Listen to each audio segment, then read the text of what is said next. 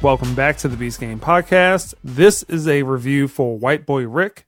It's directed by Jan Dimanche, who has done a lot of overseas TV. The writers are Andy Weiss and Logan Miller. It stars Matthew McConaughey, Richie Merritt, Belle Polly, and Jennifer Jason Leigh. And the synopsis is the story of a teenager, Rick Wershey Jr., who becomes an undercover informant for the FBI during the 1980s, was ultimately arrested for drug trafficking and sentenced to life in prison.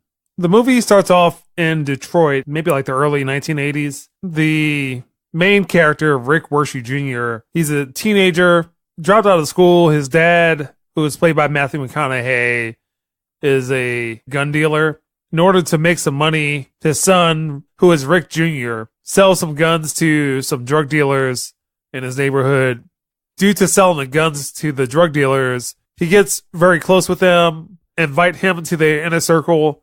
There's a lot of corruption between the police and the city government that basically allows the drug dealers to go unchecked. Eventually, the FBI finds Rick Jr. The FBI knows that Rick sold the guns to the drug dealers. They try to incriminate his father into all this, and Rick says that he was the one that sold the guns to them, leave his father out of it. So they have him start buying drugs so they can use him to get to other drug dealers. And that's what will stop. So what I felt about this movie, it's just very soulless. There's a lot of things that are more vignettes than a natural screenplay, but there doesn't really seem to be some connecting thread. In any movie like this, it's about the rise and then the fall. Plateaus at a certain point very early on and just kind of stays there and then drops off. It's trying to emphasize that because he was 14 and he is an informant for the FBI, this is unbelievable. This should never happen. One thing should be the most important element of the movie, and it's just overlooked. Some of the dialogue is also difficult to understand.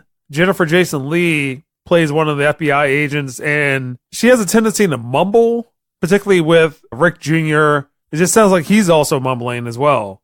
The acting in the movie is passable. It's TV level acting, but people don't necessarily do a bad job, but it's not some Oscar nominated performance. I didn't really get a good sense about the family dynamic. I didn't really get a sense about Rick's passion for selling drugs or his connection to all the drug dealers. He's calling people his friends, but never really was any bonding between that.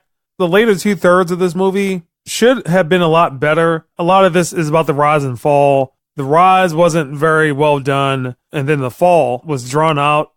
And then it skips ahead a couple of years. And again, this is supposed to be unprecedented that the FBI should not be using children as informants. And again, it's just kind of looked over. So because of the way that the screenplay is, you never really get a good grasp of the characters. Obviously, Matthew McConaughey is in this movie. It's just like he shows up for a couple of scenes, says some lines, and that's it. There's not a lot of bonding between him and his son. It's stated in the movie, but you don't really see it. And then his sister has a drug problem. Being told that Matthew McConaughey's character should care about that, but you don't really see that. You don't really see a family dynamic or dysfunction. Trying to hit certain points, and they had written scenes for those points, but everything in between that just felt a little loose.